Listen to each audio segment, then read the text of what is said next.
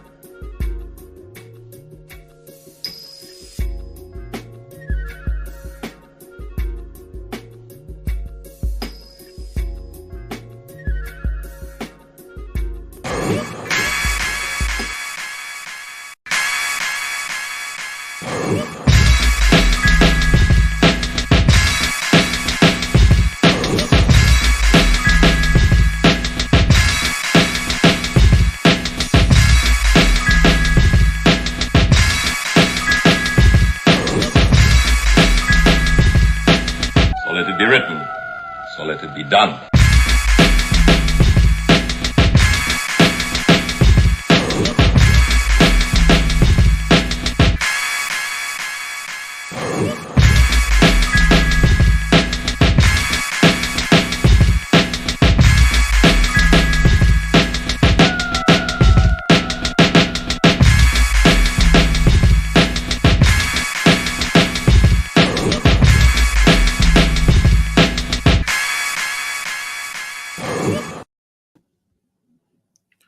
Hey everybody, welcome to the Heritage Hip Hop Podcast.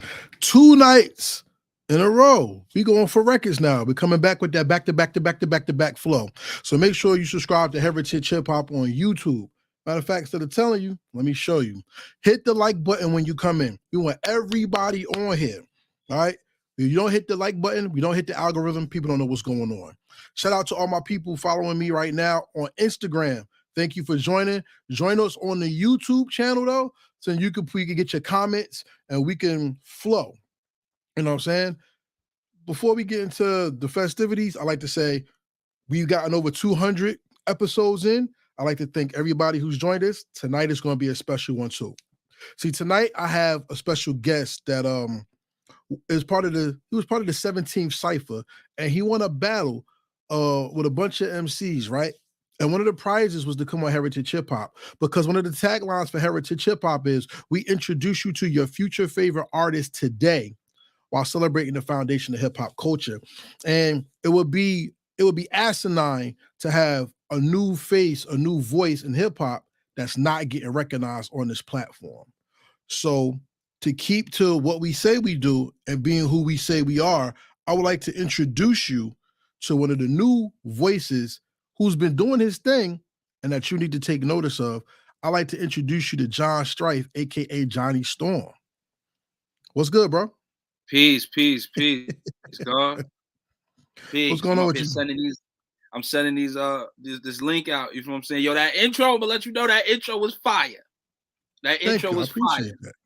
That shit was fire. I was up there watching. I was like, yo, that's what's up. That shit is fire. I love it, bro. Well, the tag of Heritage Hip Hop, like I said, is that we're more than music. We invest in the artist, not just their playlist.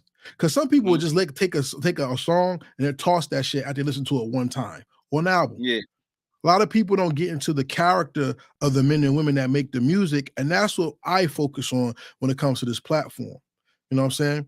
So, I mean, it's up to you. Tell me when you're ready to start, and then we'll start going in. Shit, I'm ready. I'm ready now. I'm ready. I'm ready now. So tell me about Johnny Storm. What part of the earth does he inhabit, and how did his area create the hip hop genius that he is?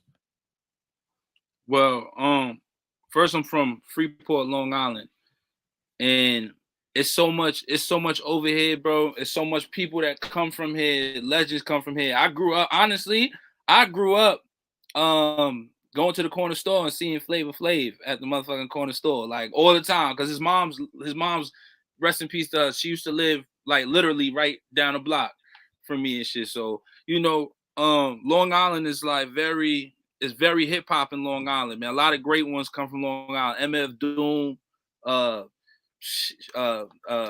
Public Enemy, shit, Method Man, Prodigy, a lot of people, Rakim, a lot of people, De La Soul, So, and I was born in '95, so I still have that essence, that old school, in me installed. So yeah, man. That's dope. I mean, because Long Island is not a typical place. Because when you think about New York, right, people think about the boroughs and they always keep to the boroughs. But New York as a state is a branch out and it has so many different styles. What is Long Island and how is it better than the boroughs in your opinion? I ain't gonna say better, I'm gonna just keep it, you know what I mean? But what I could say is that the originators, like the ones that changed music and hip hop in general, first Rakim, you understand? And it's not just music. Like, for example, like I was just telling my boys the other day, I was just like, yo, Public Enemy, the greatest, a lot of greats looked up to people from Long Island. Like, for example, Michael Jordan, he stole Julius Erving's whole style. Julius Erving from Roosevelt, you know what I mean? I played at that park since I was a youth. You feel what I'm saying? And who else comes from Long Island? Pac with Public Enemy, and Public Enemy is from Long Island. Another one is Nas, took Rakim, you know what I mean, and made it more. He elevated the style more. You feel what I'm saying? So a lot of great people came from here and started something, in Long Island. So that's what I would say. I think Long Island was the home to a lot of, besides the movement of hip hop, a lot of originality. Because one thing of Long Island, people sleep on from Long Island is De La Soul, one of the greatest hip hop groups of all time. And think about this. They taught themselves how to rhyme to a leaky faucet. There was no beat. That was the drum that they taught themselves to rhyme to. So they would catch some flows off of things that are not like typical when it comes to what hip hop is. Because people think about beatboxing, banging on the table and the beat machine. They were beating, they were actually doing music to leaky faucets, you know what I'm saying? Yeah. And one of my favorite rappers of all time is Keith Murray. You know what I'm saying? Oh, yeah, Keith Murray. Shout out to Keith Murray, man. I mean, I ain't going to say the whole thing because I don't know it. But I remember when he said, put your money on it. Yo, we never fronted. Long Island got some of the best niggas that ever done it. From Riverhead to Seattle, Brentwood to Wild Dance. Niggas coming through here won't stand a chance. From Roosevelt to Freeport to Hempstead to Uniondale. Coming deep from the depths of hell. Oh, y'all know my lyrics, y'all. So I'm saying, when you think about Long Island got a sophisticated thing about it that when you're an islander in hip hop, whether you're Staten Island or Long Island, there's a certain bravado that comes with it. So then if you're not going to say better, what makes the Islanders or Long Island stand strong today with the people that's from the boroughs? Well, I feel like sometimes Long Island get the short end of the stick sometimes, but I feel like we're like unique. You feel what I'm saying? Like in the sense of even the style, you know what I'm saying, from certain people from Long Island. Like it's just, it's just like sometimes we get the short end of the stick, but we keep striving. You feel what I'm saying? Like we don't give up. It's cool, Brooklyn, Queens, and I got so much homies from the boroughs that raps and it's crazy, but I'm the one from Long Island. I gotta go travel like an hour out there. So when I go out there and rap, my dedication on that mic is a little different. You know what I'm saying? So word. I think that's what makes the story of Long Island necessary for a documentary. because there's other MCs like you out there that's from out there that are heavyweights that people play hush with. Yeah. Like John Jiggs. John Jiggs is nasty. I think y'all got Snooze Daily from out there as well. These are bar heavy guys who, when they rhyme and they make music, you got to sit down and listen to it. And one thing I've noticed about you is you have a sophisticated rhyme pattern because you rhyme like a painter. You don't just rhyme, you actually go and paint the world around them. So then when people go back and listen to the lyrics, they start seeing the bigger picture of the project, not just listen to the song. Am I correct? Yes, yeah. I call it audio art. Be calling it audio art. That's very sophisticated because audio art is a term that they use in play therapy. Did you know that? Nah, I didn't know that at all. Check this out, because what you said is very profound. Audio art is a form of play therapy where they give children who have special needs a visual that they use to connect their feelings, their emotions, and also help them project and display and explain how they feel on the inside. So what you're doing as an MC is what teachers do with special needs students, is to bring their inner person out so they can appreciate the life that's in front of them. How does that feel to you as an artist? For you to educate me on that and me not knowing, I feel like genuinely that's what I've been doing. You know what I mean? I do that just for people in general, you know, kids, adults, you know, OGs, you know. So that's what I try to do, exactly that. And that's what I do. I pour out, you know what I mean? I paint, you know, I paint. So when did you first pick up the pen, and when did you realize that was your sword or weapon of choice? All right. The first time I'm gonna go back to when I was around like 3-4 years old, right? And I would rap this Eminem verse over and over, and I think it was the Dre shit. I think I would just do the hook that they forgot about Dre shit. I would rap that over and over and over again. So from 3 years old, that's when I know hip hop. Like, you know, I was in love with hip hop from then, like since I was young. But around 7, that's when my brother started telling me like, yo, bro, try to freestyle on this freestyle. We had a cassette tape that he would want me to freestyle on. I had the little mic and he would record it. I actually got a picture of me around probably like 3 years old with a mic with the little cassette, like a toy cassette joint. You feel what I'm saying? So it might have been around there. But when I really started getting into it, I was 12 years old.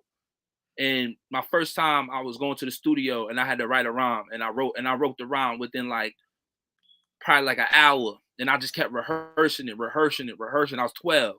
Went to the studio. I killed that shit. They was clowning me at the studio because I had glasses. They was like, yo, he looked like he's supposed to be in the back of the classroom reading a book. But then after I went and laid it down, they was like, oh shit, you nice. Da, da, da, da. So yeah, I was around 12 years old. And then ever since then, I started taking it serious. Ever since then. What if I told you hip hop hit you harder than that, but you first got to express it with your pen? How about that? What does that mean to you? Well, yeah. Honestly, I already know because being born in 95, the music that was out around then, and me still not realizing, as you're a child, you're not going to realize this now, but as you're a child, you realize this in the rhythms and the sounds that's coming out, and you hear certain music and certain tones of the voice, even from back then. Because back then was a different time than it was now. And the music that they was making, it was very different. And the way they were going on the track, going at the track and all of that. So, and I feel it was more positive. So, yeah, man, I just feel like I've been influenced by it since before my knowing. You feel what I'm saying? Before I knew I could comprehend what was going on. So because I like to show the deepness of the artist on Heritage Hip Hop, and I just talk about beats and rhymes, I want to ask you a simple question. You tell me your understanding. Is hip hop a culture? Yes. What makes it a culture? Well, Black people invented hip hop, one. Okay. And I feel like that's like I wouldn't say that's our only culture, but that's like our culture. You feel me? Because a lot of people got different things, but when it comes to like African Americans, you know what I mean? Our culture is hip hop.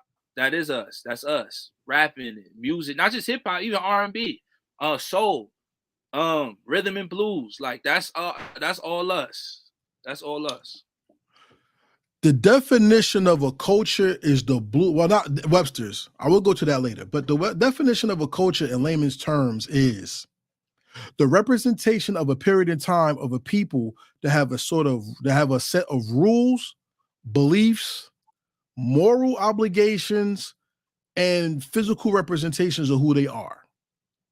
Mm-hmm. So I beg to differ from you because I want to show you the importance that you have as a writer and as an orator or MC.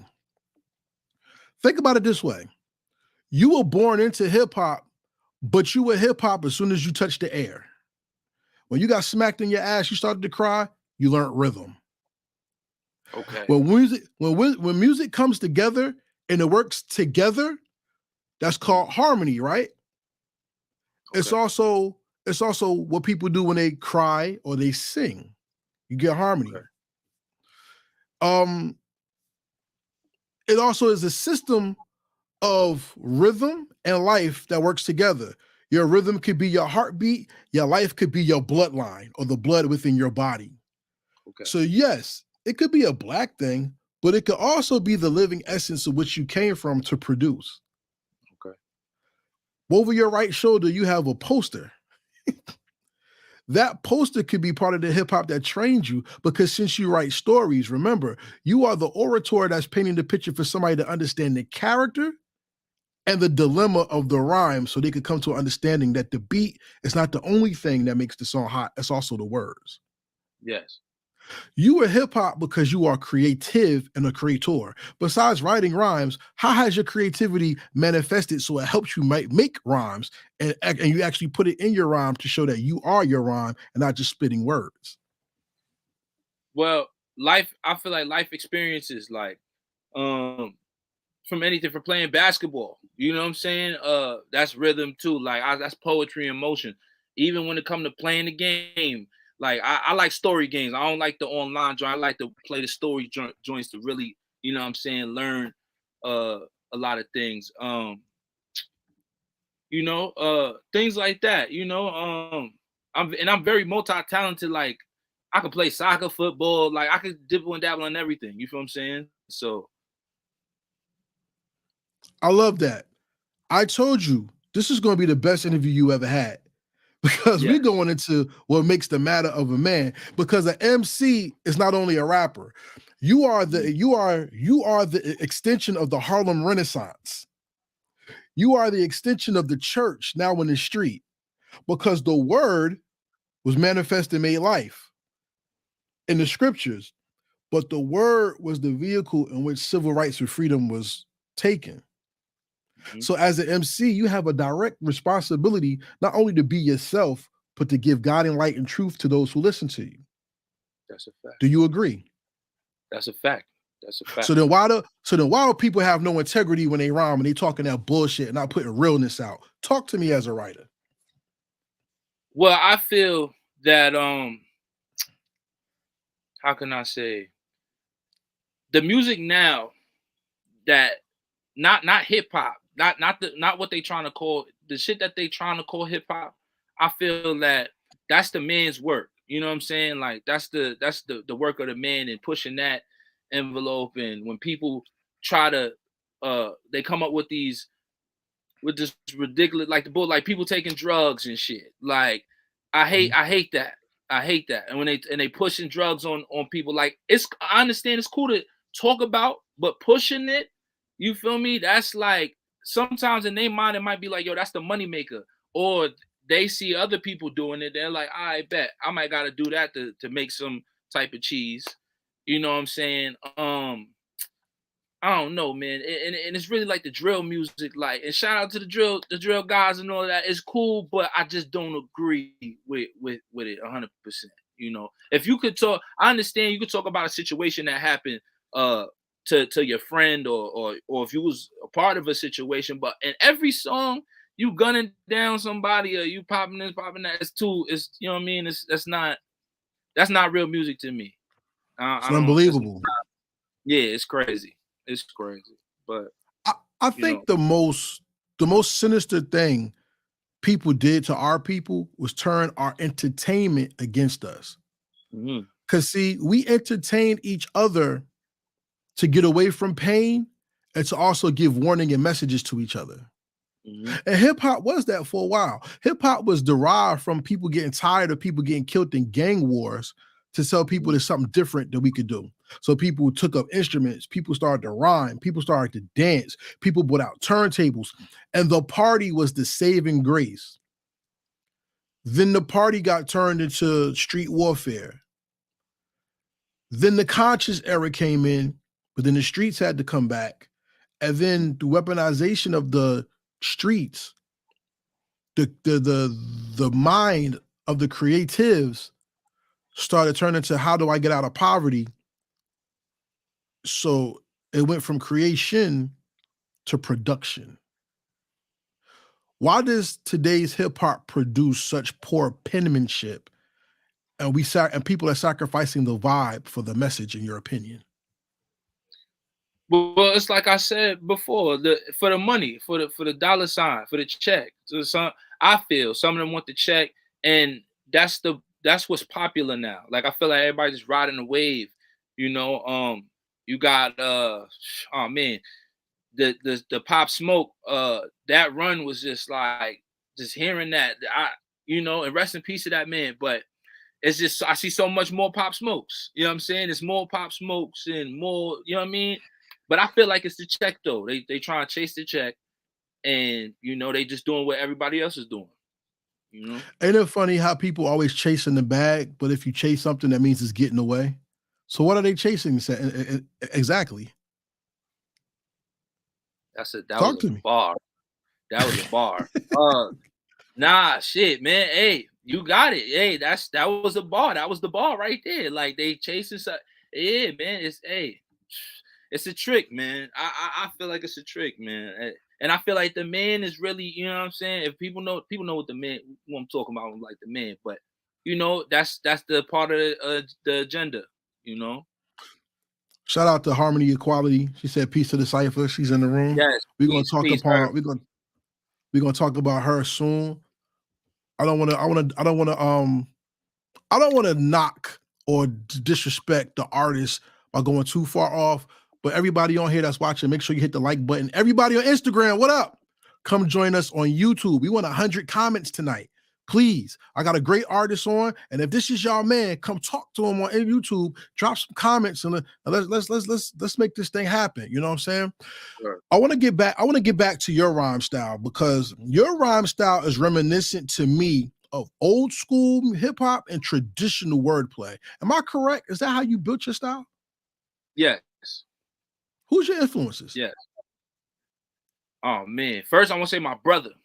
My older brother, he the one who really started rap. To me, he the best rapper in the world. I don't care what nobody say, but my brother, Prodigy, Ghostface Killer, MF Doom, who else? Nas, and that's about it. And it's a couple more people, but those are the ones right there. Okay, I can see you in about all of them. Because I don't know your brother. Shout out to your brother. Yeah. But you said Ghostface, right? Yeah. Ghostface has a way of creating a rhyme that will run you in a circle only to find out that you were still at the beginning. Yep. You know what I'm saying? He'll rhyme something to take you all over the world, but you realize you're still in the same place. Yeah. That's a ball. That's another ball.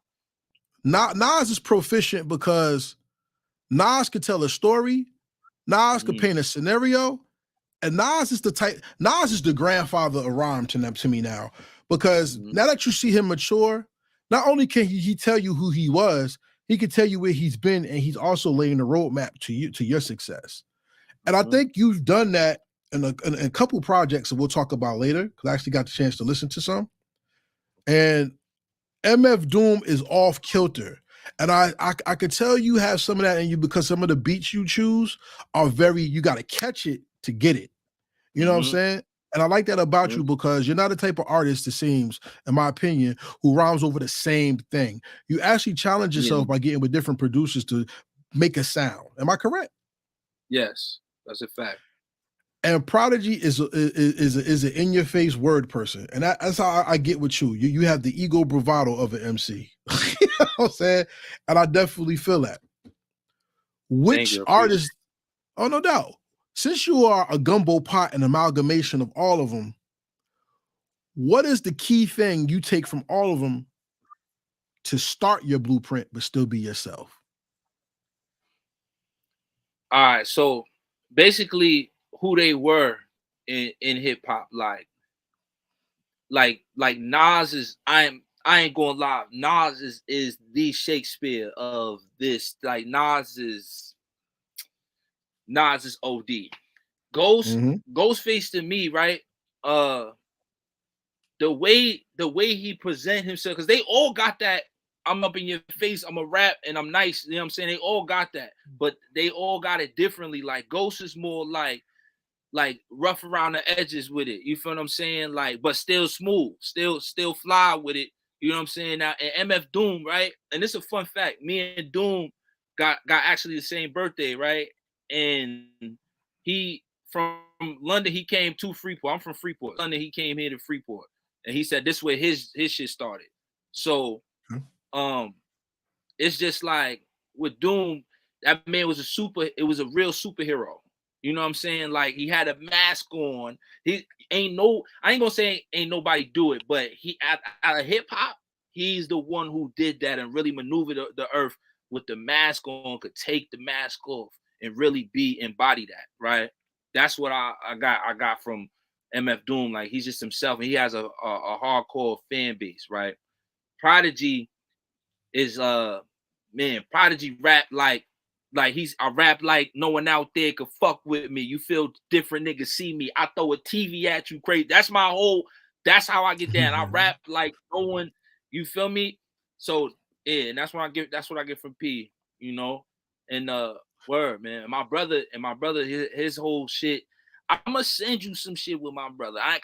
He like a secret weapon, you know what I'm saying? Cause I'm gonna send you something. You know what I'm saying? I got you. I'm gonna send you something and show you how I really get my, you know what I mean, my skills and my whole, you know, he passed that down to me. So, you know, but yeah, that's that. You know what I mean? I appreciate that because I'm gonna circle back to a question that I asked you earlier a different way. New York is the Game of Thrones. New York City is the Game of Thrones, where every borough is its own kingdom and they fight for supremacy. What is the advantage of being on the outside looking in and being nice? The fact that they don't put me in the same, I'm not in the same area.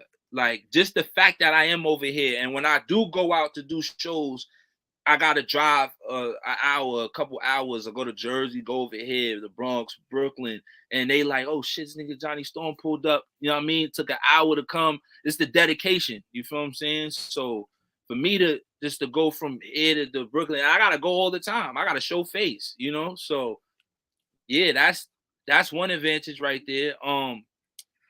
Just me being from, like, it's a challenge too, because I'm from Long Island. And it's a challenge. You feel what I'm saying? The challenge, that's right there for me. I love the challenge. You feel me? So if I could get past the challenge, I'm straight. You know what I mean? Word. I appreciate that 100% because so many people lose their confidence at having to put work in. Everybody stands on business. I've been outside, but just because you on the porch don't mean you outside. And everybody has that. Everybody has that bullshit thing about, well, I don't need to be the main person, but everybody wants to be in the picture when it's time to remember. That's a fact. I want to tell you something that really means something to me that I was taught by one of my teachers. Shout out to Supreme Understanding. He said, life is a classroom without walls, and you're always learning.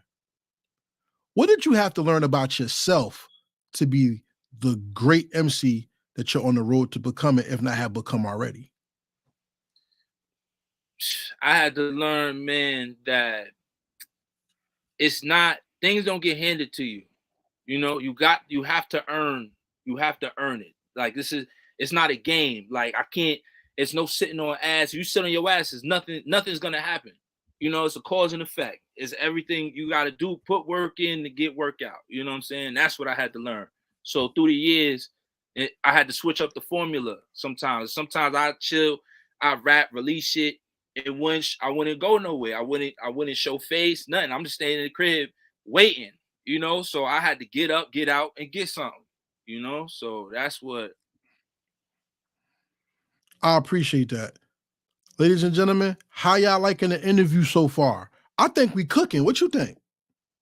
Yeah, we going in. This, I ain't gonna lie, this is the one. You know what I'm saying? This the one. Like, you know what I mean? If you watching this and you do interviews, please take notes. Word. Take notes. Salute. Man. I appreciate that. So, ladies and gentlemen, we're gonna come. We gotta have a commercial. We're gonna come back after this commercial, and then we really gonna go in. All right, you ready? Yeah, let's go. Hey, Redman is in the building, of course. Jersey's finest, all about them bars, marijuana smoker. Hey, PSA announcement. I need everybody go support. That's right, support my fucking state, my city. Heritage Hip Hop. A New Jersey media source that celebrates New Jersey hip-hop worldwide. Facts. And we are celebrating our legends right here, Jersey, baby. Please subscribe to Heritage Hip-Hop on social media. That is Heritage Hip-Hop on social media. Jersey, you know I love you. Jersey, you know we got bars and we got music and we got legends all day. And if you believe in Jersey and you love Jersey like I do, support that Heritage Hip Hop on all social media platforms. This is Redman, and I approve this message. Salute to the OG. Thank you for the shout out. Johnny Storm is an MC who not only can show up on a track, but he could show up to your Cypher and bar you down. I had the privilege of hearing him rhyme on the 17th Cypher. Why don't you tell me about how you got hooked up with the 17th Cypher and what that is for the people who don't know? All right, so shout out to Harmony. Man, my man, I ain't gonna say no name. My man was just like, yo, man, they doing this thing over here. You know what I mean? You can sign up. So at first, because I don't normally, I'm not to say I don't like the battle and this, that, and the third, but I'm not to say I don't believe in competition, but the way I get down, it's like everybody's nice, you know what I'm saying? But I was just like, fuck it. So I went, did what I had to do. You know, I did what I had to do. And yeah, man, and God is so good, bro, because like, man, win, lose, or draw, it's good to even have people hear me, you know. But the fact I won, it's boosted my career just a little bit, and had people hit me up and people seeing, you know what I mean. So, you know, it was a wonderful thing, man, that I did that, and I wasn't going to do it, but I did, you know. Well, I'm glad that you did it because I got to meet you. Salute, and I got to hear some good music. Salute. Please. And one thing I want to give my sister Harmony, I love you. I want to give my sister credit for is she put herself on the line to show that our culture is still alive and people still could bar you down and not just do regular rap. Yep. But I have an issue with the word cipher because a cipher is a circle, but you know, we're on the internet, whatever. That's not it though. A cipher is a collective that comes together and will bar down to not only exercise their rhymes, but to make people better. Because hip hop does not celebrate the cipher anymore, do you think hip hop is losing a pivotal part of its lifeblood essence by not doing ciphers anymore? Shit. Yeah, yes. Cause it's like, talk about it. And you know what's so crazy? They do the ciphers, but they fuck around and they sprinkle their poison on it. You know what I'm saying? Okay. The double XL bullshit. That shit is like, bro, come on. That shit is crazy. BET had it going. I don't remember the last BET cipher I've seen, but you know, yeah, man, that's a part of that's a part of hip hop. Like even in school, like rapping in school, like I used to, like that shit was a thing. Like like from the the grinding beat, you know what I'm saying? The bone on the chest, like all of that shit is combined. You feel me? So hell yeah, that's like a lost art. You feel me? But it's possible to bring it back. Like if niggas is at a show, yo, we having a quick cypher real quick. Let's you know what I mean? So it can happen. But yes, it is a big part of hip hop, you know. Ladies and gentlemen, this MC just said something very, very essential. So now we go to the Let's Build portion of the Heritage Hip Hop Podcast, where we take something he said and then we flesh it out as a more meaningful conversation. Because it's missing in hip hop, I call that cypherology, which is the study of the importance of the circle and the convergence of rhymes and ideas. Because it's missing, do you think that's why so many people are getting a pass with bullshit lyrics and not putting meaningful rhymes out? I would say nah, because even without the cypher, you could still do it amongst like yourself. You know, I don't think you need a group of people. It depends on who you are. You know what I'm saying? But I don't think so, man. Honestly speaking, I don't think so. Because that was the first time in a long time that I got in the cypher and really was rapping. So, and my sword is retarded sharp. So it's like, you know, I could be in my room all day, you know. I feel like that's me personally, me being locked in with battling myself, basically. You know what I'm saying? That's more of a challenge than anything, I feel. I respect that because I'm from Jersey. Let me tell you something. Shout out to the downtown Newark arcade where people battle out front of the doors and at that pool table. And when I tell you we had some elite structured bar heavy elites that came down there, and if you said a whack rhyme, they would kick you in your ass and roll you down the street. we had some real ciphers. Salute to them. And I remember I have a friend who's in the industry. And he was in their room with Rick Ross and all these, you know, high echelon people. And one of the cultural impacts of hip hop or cultural statements is the cipher. Mm-hmm. Do you mind if I give you some history on the cipher? Yeah. In history, whenever people of color got together, we always stood in the cipher and built. If you notice, when we go break bread, we used to sit at round tables. That's the cipher. Whenever people used to smoke, people smoke blunts today, but back in the day, had peace pipes. They would pass the pipe or pass the blunt in a circle. Mm-hmm. That was to finish the meal and to give libations to the God in the sky. That's the cipher. Nowadays, when hip hop got more money hungry, my friend who talked about this said he was in a room with Rick Ross and all these people, Meek and all of them, and was like, yo, let's have a quick cipher to celebrate what we did. And just be MCs. And they looked at him like, we don't do that no more. So by not hitting the cipher, not only were people scared of not selling their songs or lyrics or people taking their lyrics, you now cheated the culture out of being made stronger because now somebody can say, I rap with you and I got to sharpen my blade with you. Mm-hmm. Because the study of the cipher is so dead, how do we keep the cipher alive besides the 17th cipher, salute? How do we keep it alive so it's not only online, but it's in person and we can bring back the brotherhood of the cipher, in your opinion? I would say people got to kill their ego. You know what I mean? People got this thing where, like, it's like they'll be too good to rap.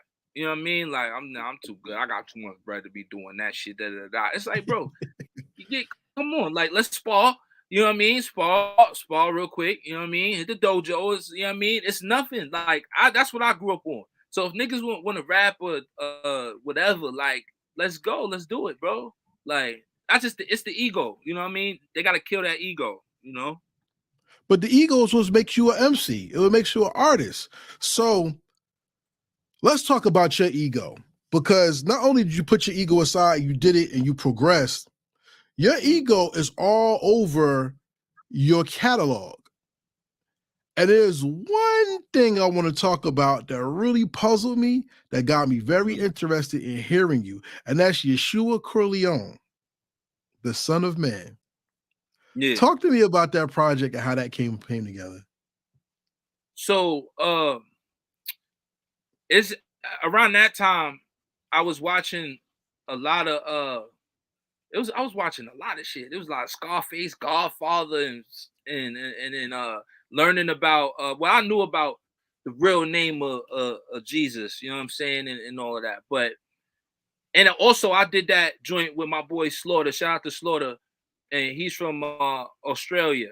So I wanted to have something different, you know, and that was like my that was like my mob, my like kind of mob-ish tape. You know what I'm saying? I wanted to have that. I was feeling real mobbish when I did that shit. I did a video at the chapel and all of that. I got dressed up with wore a hat and all of that. So, you know, I just wanted to give the people something mobbish. You know what I mean? Word. Deep thought though, isn't religion one of the biggest gang-related occupations the world has taken into its own existence? Yeah. So It is, yeah. did you really go left field, or did you do what we always do? You just made it fly. Yeah, I made it fly. I made it fly. Yeah, I ain't talk gonna about lie. it. Listen, that was some Yeah. mob. Listen, I had the mob shit in my head. I'm like, damn, I gotta do something. I want to do something different. And there was a lot of ideas being thrown at me at that time. So, you know, I just wanted to do something different. And the beat selection too. His beats were more were like that. You know what I'm saying? And my boy Slaughter. Shout out to my boy Slaughter. Yeah, his beat selection was weird. It's a little weird. That wasn't really my style, but I was like, you know what? I'm a rap. You know what I mean? I'm gonna just rap and give the people something. I give somebody give them something. You know what I mean? So that's what I did.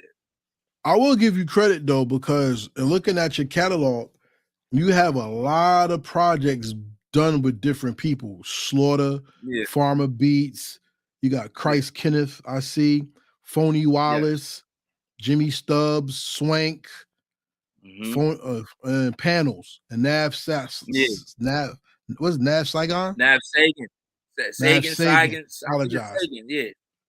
And a lot of your one thing I do appreciate about your bar integrity is you don't bow down to the beat. You bring your personality and the subject to a beat.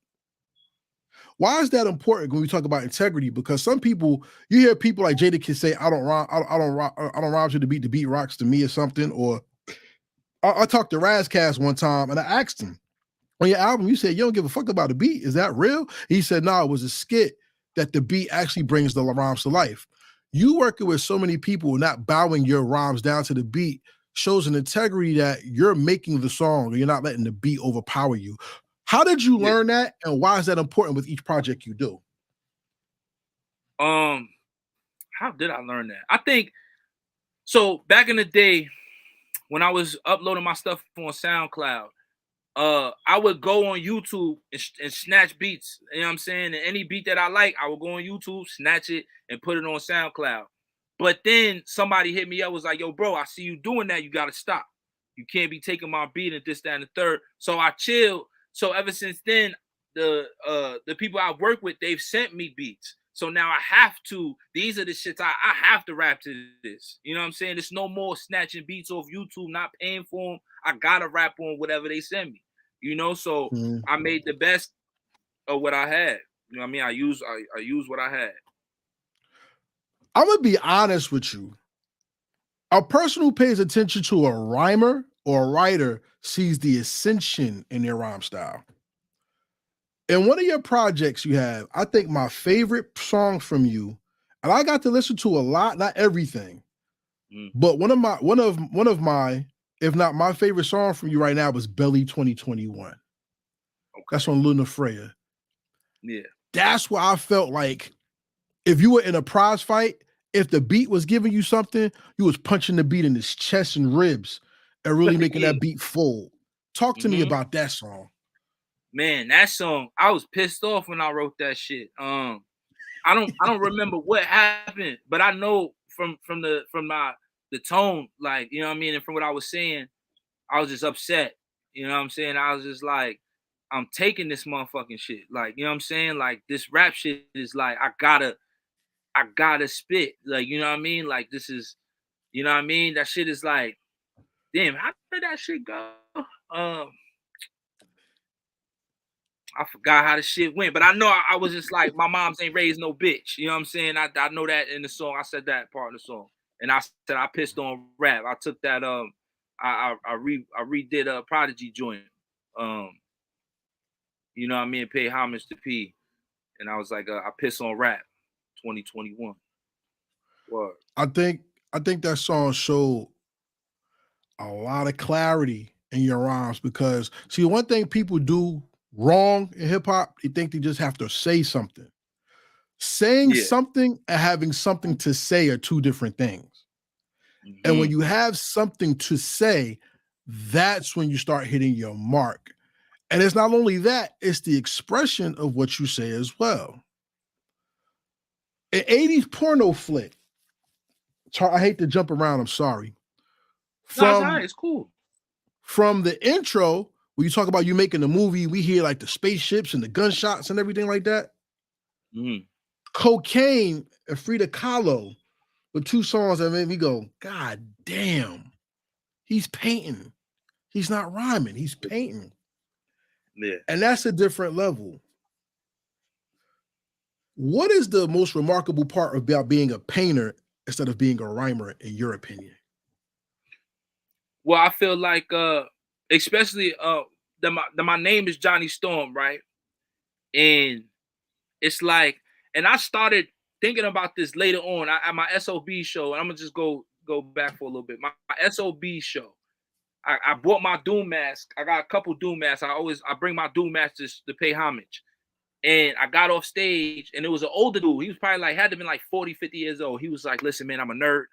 And he was just like, keep that Johnny Storm shit going and keep that man name alive.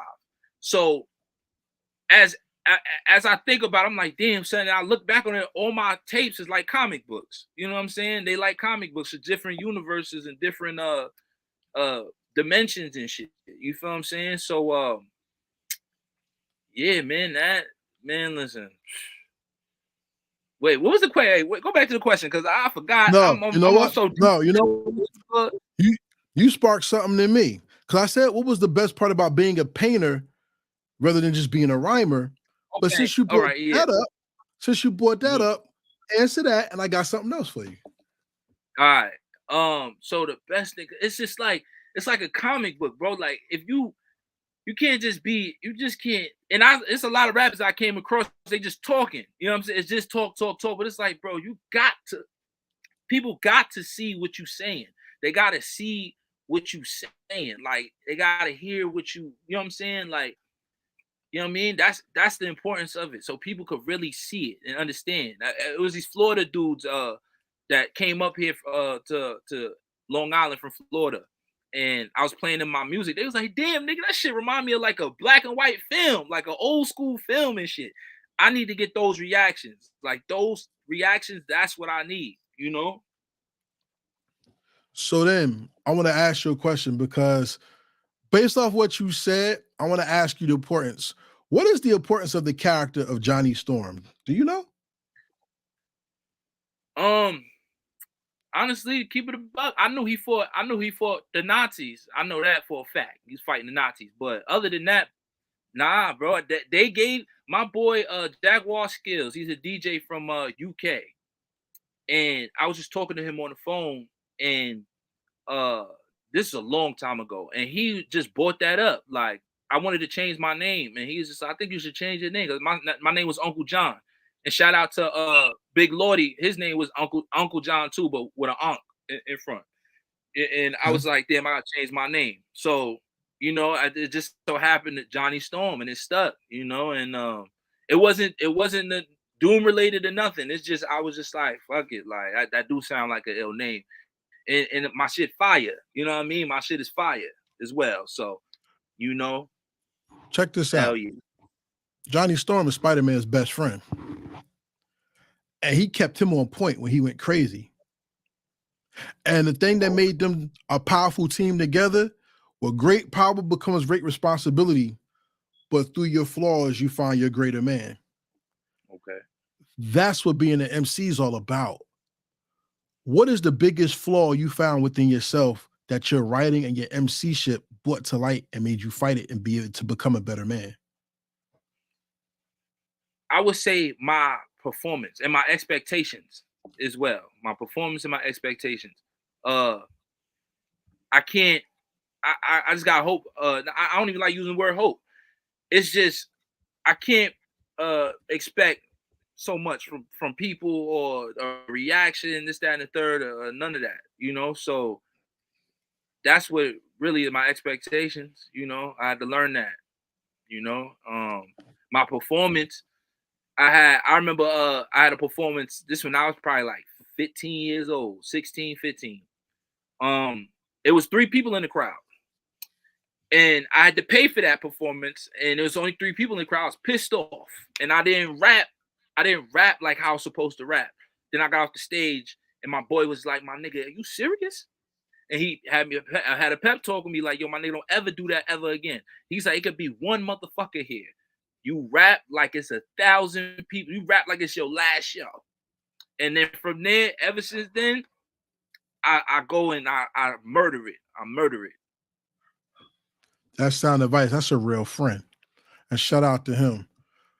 Before I go to my favorite project I've heard from you so far, I want to touch on Coldfish 3. Because Coldfish 3 seemed to be a different version of you. You actually show a more artistic approach, delving in kind of like an R&B-ish side of it. Okay, yeah. Titus and you in his Final Fantasy X. Shout out to everybody who play games. Yeah. And I noticed you were going to that side of your art. You're talking to the ladies. You're talking to the inner man. Yeah. One of the biggest flaws hip hop has is that it's just started listening to women 20 years ago, but still it excludes the female character by either putting them in charge to the detriment of the male voice, or the male voice being egotistical and jealous of the power of the female in position now that they forget we're supposed to love them and not war with them. Why was it important for you to make that type of project? Oh man, because females now, right? It's different. You know, it's like, how can I explain it? I said this in the song. I was like, the ribs that God gave the niggas looking like the last meal. And I was just like, women are their own pimps now.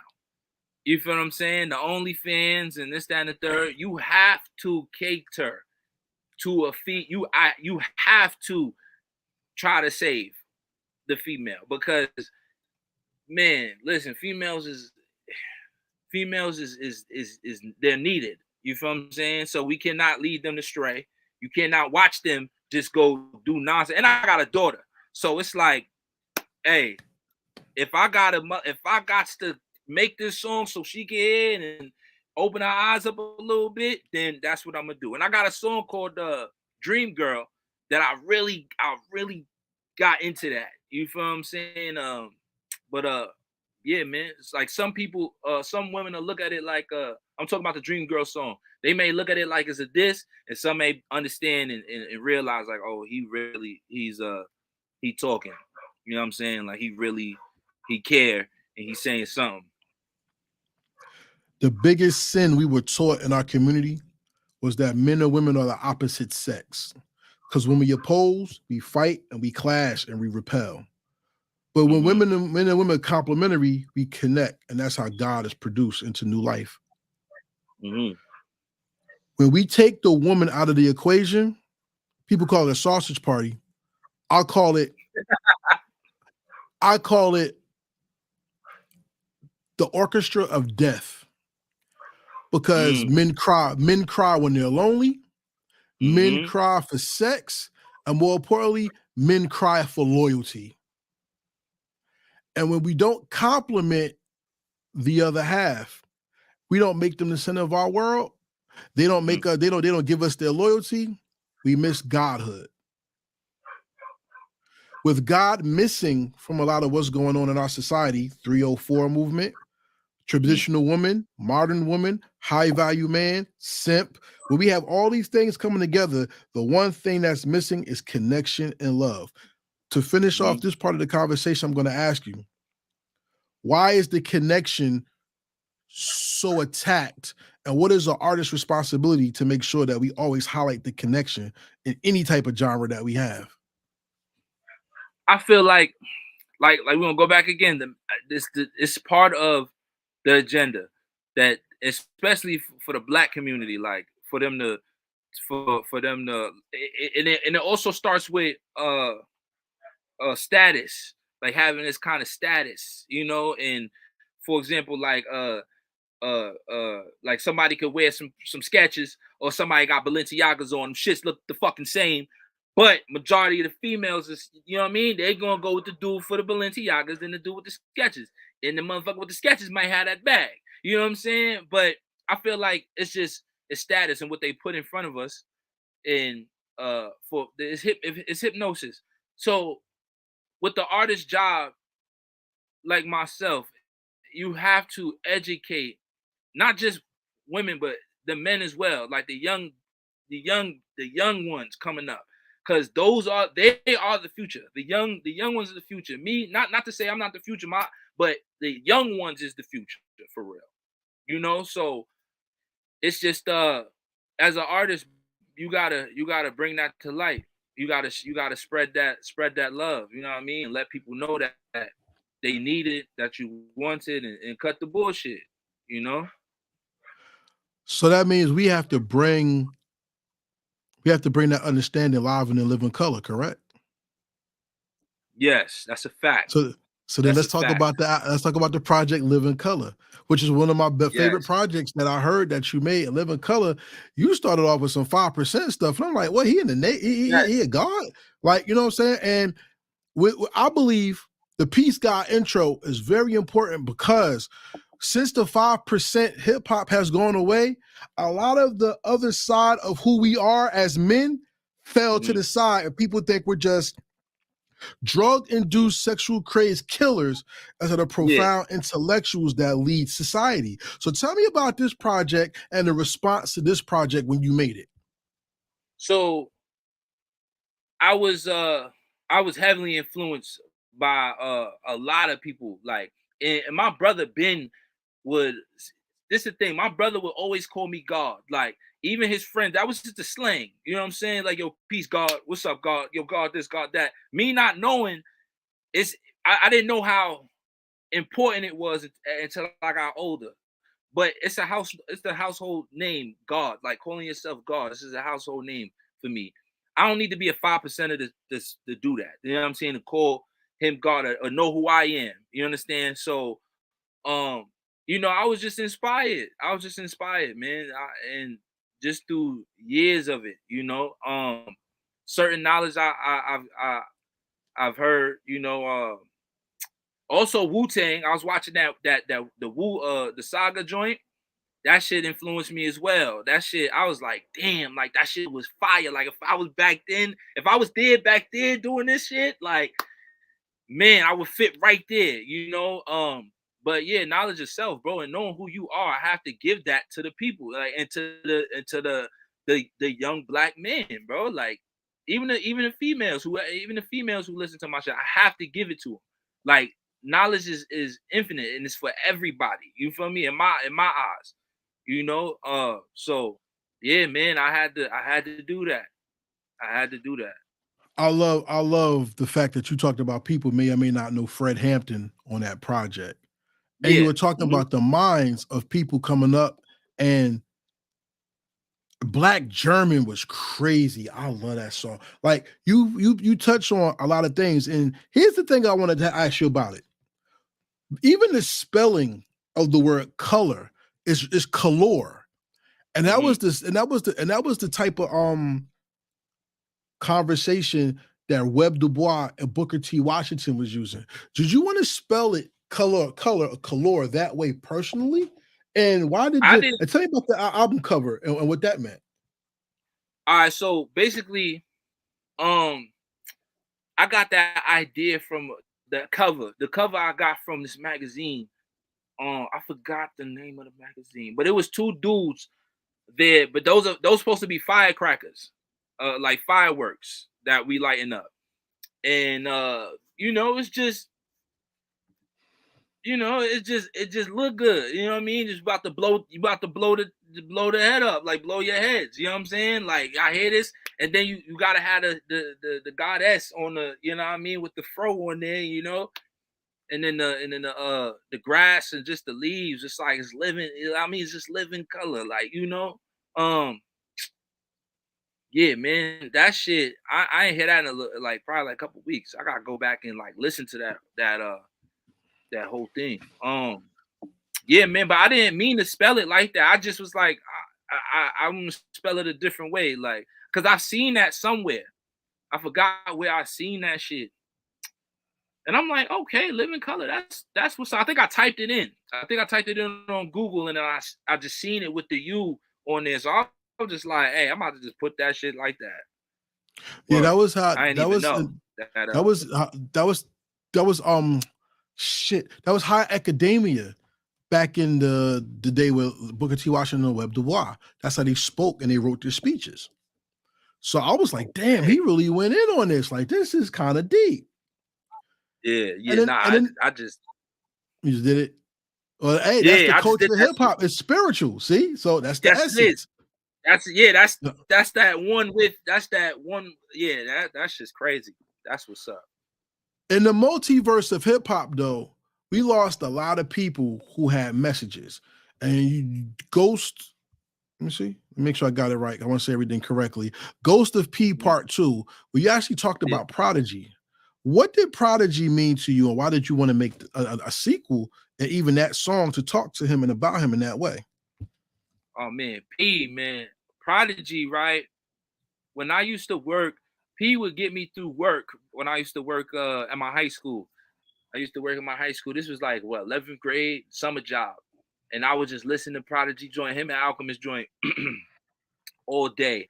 I think it was the Albert Einstein joint. I would listen to that shit all day. But not just that, like P, when you're dealing with pain, like in life, I feel like Prodigy is the perfect person to listen to because he has sickle cell anemia.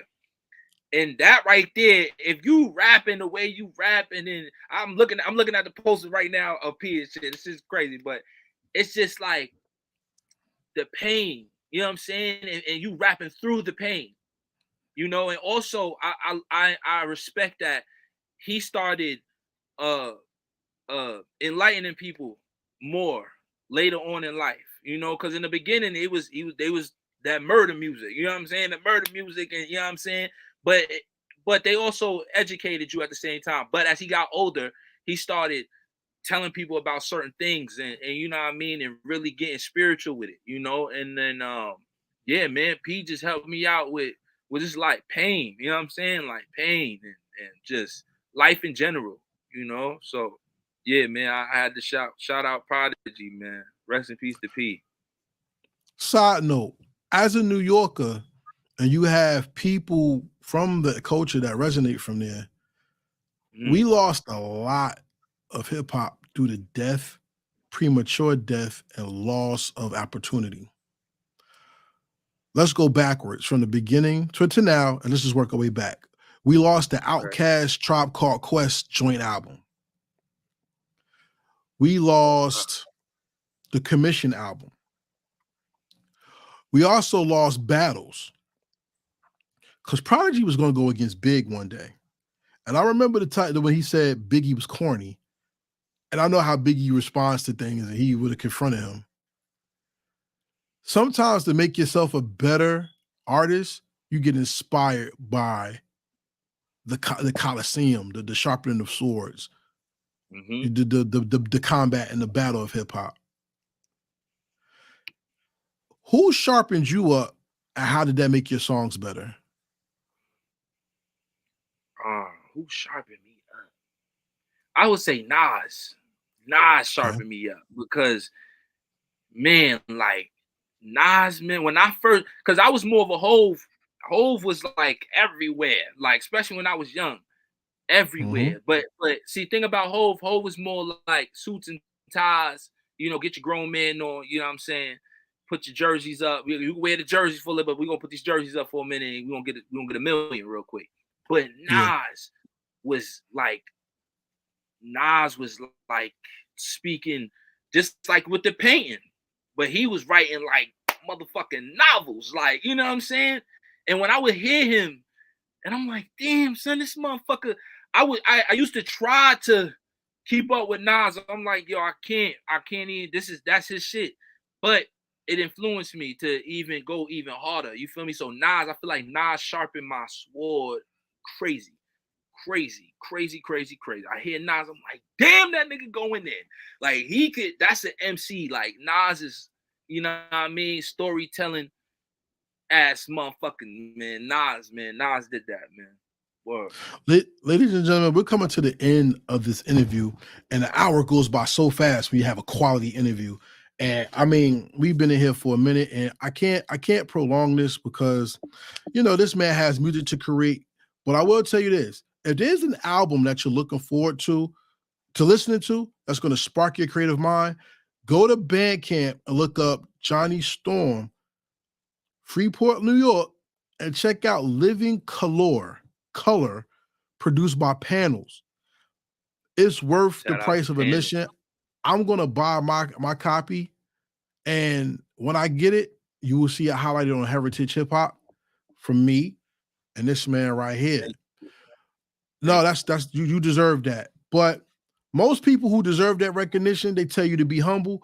I don't believe in humility. So now, my brother, it's time to stand in your square. Talk your shit and let everybody know why they need to listen to you. Go. Shit, listen. I give nothing but genuine music. The style, the voice, the effort I put in, the work that I put in. And I got a whole catalog, don't nothing sound the same. So, and I try to reach the minds of the OGs to the shorties, you know what I'm saying, to the kids, you know. So everything is good. Not every ball gonna be positive, but it's gonna motivate you in life in general, you know what I'm saying? So Johnny Storm, Long Island, you know what I mean? That's what it is. That's what I got, man. Hey man, look, I think this interview has been a classic. And yes, you want to have a little bit more fun, or you want to go? No, I'm with it. I'm free, man. I'm here. Ladies and gentlemen, it is now time for the rapid fire questions. These are not yes, no questions. These are questions designed to show you the depth and the understanding of the hip hop culture from this man right here. Are you ready to go? Mm-hmm. Yes, sir. All right, here we go. First question. What song or album from another artist perfectly describes you? Living Color, Johnny Storm. Nah, not yours. Somebody else's. Another artist. Damn. All right. What fucking joint describes me? I'll probably feel like HNIC, not the first one. Ooh. Yeah, HNIC. P went crazy on that. But yeah, if you listen to that shit, that's, you know what I'm saying, the words, just the words and situations these niggas was in. Just another day living in New York, living with the Jakes and the Snakes. I'm feeling good today. I mean, I can't complain. Yeah. That's my joy. That's my joy. Nigga said we going on a ooh-wee and had a medicine canoe and like, come on. So like, come on. The nigga, yo. Yeah. Can't complain was my joint on there. Next question. What's the perfect hip hop beat? Meaning if that person didn't have that beat, it would have been your first single. Ooh. Oh man, what's a good fucking hip hop beat, man?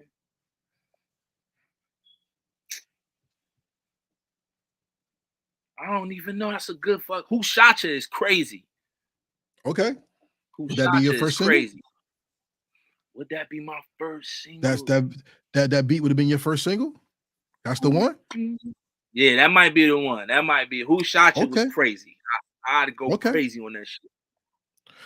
We are in the demo era of hip hop where all people are putting out music and that shit can be hard to listen to, or you can find some gems. Is it good that we get so much music? Why and why not? It is good that we get music because we could tap into different things. You know what I'm saying? You can't just be one-sided. You know what I mean? You gotta have the whole spectrum of shit. Like, you know what I'm saying? Just a whole bunch of shit. So yeah, that's good. That's good to have. Okay. In the demo era of hip hop, there were no top threes, and everybody wants this Trinity talk.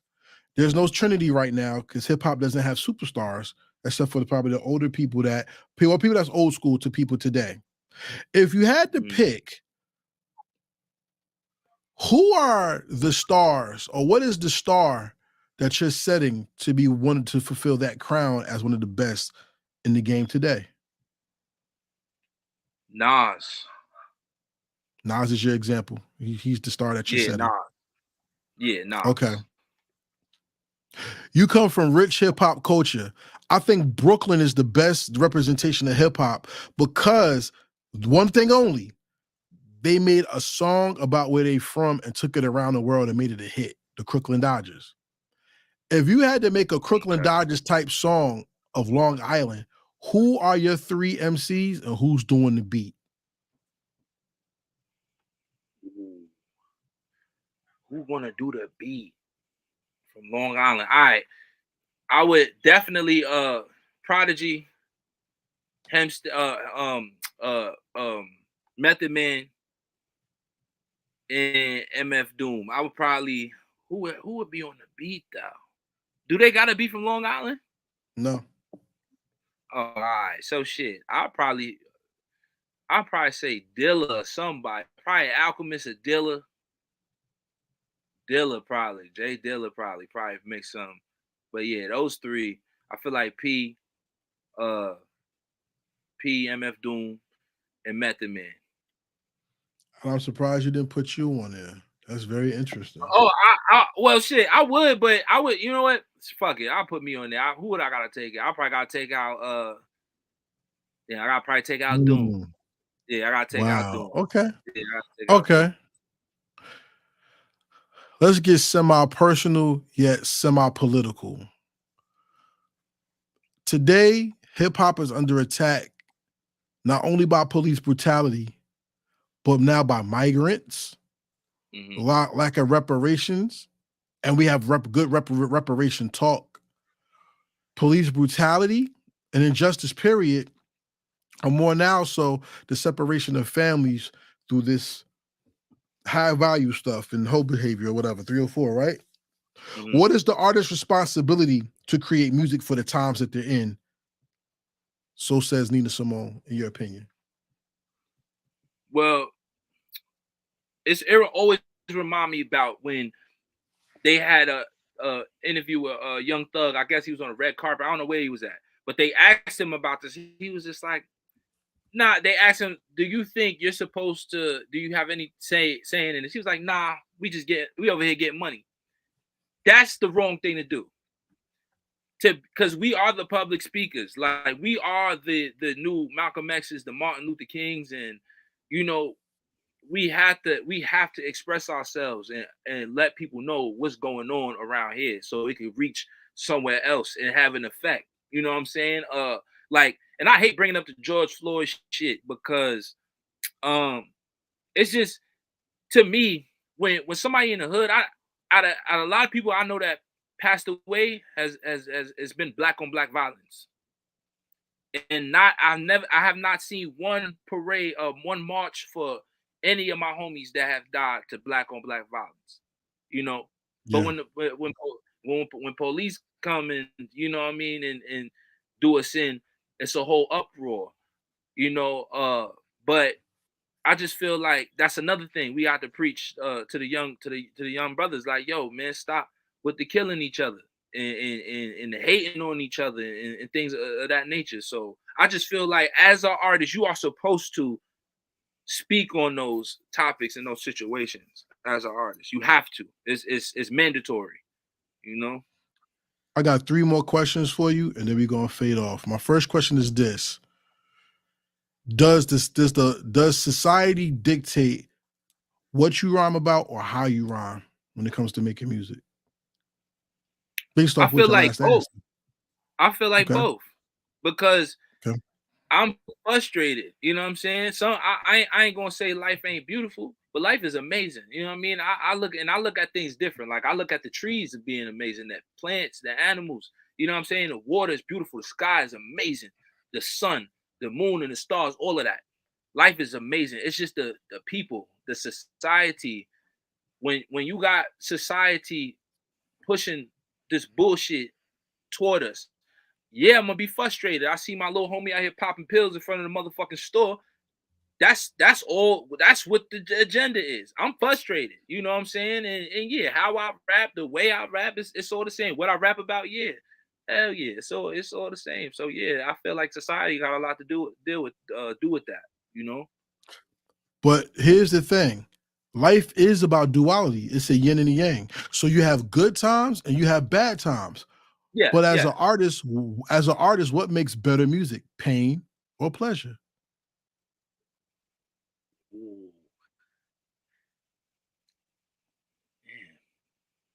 I honestly, I probably could say pain because if you're in pain, sometimes you want to write something that gets you out of the pain. Like, you know what I'm saying? Like, you might want to write something happy, or might want to write something. You know what I'm saying? But I'll probably say pain because when you happy 24/7, you ain't. It's like it's cool, but you know the pain. I think because you wouldn't be. You cannot be happy if it wasn't for no pain. You gotta Wow. go through some type of pain in order to, you know what I mean, to be happy, yeah, to feel happy. So yeah, I say pain. Pain right after the absence of pleasure. Wow, that's deep. Because check this out. Love is relative and pain is universal. Okay. Not everybody understands love, but everybody understands pain. Yes. Pain is the ultimate truth that will bring you to God. And love can have That's your a ass in the clouds, not knowing you're burning in hell. fact. So That's a fact. that's true. So I'm gonna give you my one-off question. How did you like being on the Heritage Hip Hop Podcast? And would you recommend us to any other upcoming artists? Oh man. I'm first of all, I want to say thank you for you did listen. You were professional. You know what I'm saying? And also you were OG. In this interview, you was teaching me stuff. You ain't lead me astray on this interview. You was actually teaching me something. You my elder. So I respect that and I appreciate that. For somebody that I would love for you to interview, I don't know if you have already, is Know It All. Know It All. That's yo. He was another one on the Cypher. He was on the Cypher. Know It All. That him right there, man. Listen, shout out to Know It All. That's a good dude right there. And he will be important to hip hop. He will be important to hip hop. Word. Hook it up for me because he actually tuned in on Instagram. So he was here Okay. earlier. Know It All NYC is his name, something like that. Yeah. So Know I It All. believe Yeah. he was on Instagram. Shout out to Know It All. And Yeah. yes, why don't you hook it up? I'll put it in your hands I and got let's make it happen. you. Yeah. Yeah. Yeah, it will. I got you. I'm gonna hit him up right after this. I'm gonna hit him up right after this. We ain't gonna hit him up because that's a Okay. good. And he a dart thrower. He a dart thrower, and he actually cares about the culture in a genuine way though. You feel what I'm saying? In a real genuine Okay. way. So yeah, man. Shout out to Know It All. Before we get off this interview, I would like to challenge you to hook up with two producers, if not three producers that I know that are amazing from New Jersey. One is Okay. Stress. The other one is Stan Ipkiss. And the last one is A Sharp. Because one thing I know about how you rhyme to beats, you bring the beat to life. But what can you do with a beat that has just as much bar power as you? That's what I Outbar want it to hear. out. I gotta Well, outbar it out. let's make it That's it. happen because I'm Yeah, gonna let's put I make want it to happen. put you down with some producers that are very amazing, and I'm telling you, I've seen and heard artists say I have never sounded as good until I got with this person. And I'm not knocking anybody you work with. But if I like an artist and you made a project that I'm going to buy because I love it actually. Living Color is amazing. Because you did that, I want to open the doors up to more for you so you can be on that stage rocking in front of thousands and you getting a check from it and you can show your baby, your daughter that look, just because life says you can't don't mean that you can't. And that you can make your dream a reality and you can live your dream and show her your dream and inspire her dream as well. So I want to do that as appreciation of love and respect on my end to you. Brother. Thank you, brother. All right? I respect that. So here's my most important part of the most important question of the Heritage Hip Hop interview. Before we get there, thank you, ladies and gentlemen, for listening. Thank you for joining us. Hit the like button on here. Subscribe to Heritage Hip Hop on YouTube. Thank you for everybody on Instagram. But come to YouTube. We're trying to get 100 comments per show. And the more people who want to get interviewed, the more shows I could do. I don't mind being on here every day. But I need the people to talk to, and I need y'all to come here with me. So please, as you see in the bottom of the screen, hit the like button, comment, share. If you want to donate, Cash App to Heritage Hip Hop. All the money we're doing, we're trying to get buildings. We do a Heritage Hip Hop Award every August. We do all this, and we want to make this, well, we celebrate this culture and gentlemen like this who make great music. So this is my most important question to you. Once again, I thank you for giving me the opportunity to have a conversation with you. Some people call it an interview. I just call it a hip-hop conversation, you know? And I want to ask you this. 500 years from now, because now they have a Long Island Hip-Hop Hall of Fame. I don't know if you know this. I want you in it. Matter of fact, I don't want you in it. You're already in it. So 500 years from now, being that you're in that Hall of Fame, a child is going to go and see your name on the wall. And they're going to push a red button and your hologram is going to come out the wall and they're going to hear your catalog. You're going to inspire somebody 500 years from now. The most important question I want to ask you in this interview is, what is the legacy you left behind that made the world better because you did hip hop? I would say knowledge itself and confidence. You know what I'm saying? Something that you could maneuver through life with, you know, because my music is very much it's survival. You know what I'm saying? I speak with survival, pain and pleasure at the same time. You know, it's just life. You know, just life, and people got to understand, like, life is not so bad. You know what I mean? Yes, things happen. You know, but life is amazing. Life is beautiful. You know, it's a beautiful side that I give. I give all sides. It's the yin and yang. And I mash it up, you know what I'm saying? And I give it to the people like that, you know? But definitely walk with confidence, walk with your head up. And, you know, you are him. Everybody is him. You're him. Everybody. Ladies and gentlemen, if you don't know, that's a Bible scripture he spoke, because it said that God made you a light and you were not made to hide your light under a bushel, but to stand on top of a mountain and be the light tower that shows God's glory to the world. So don't hide your power. Be the strong person you were made to be. Don't hang up. Hold on. We're going to finish this interview in a second. Okay, hold on.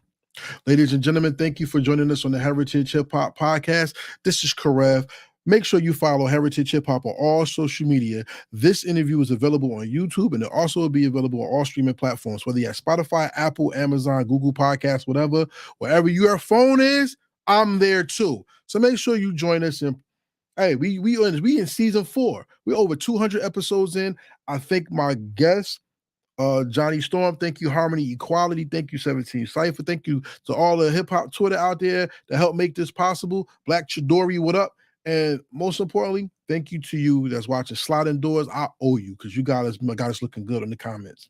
Thank you so much. So everybody out there that's watching, may the Most High bless you. Peace. And we out. Real hip hop. Real hip hop. We here. Real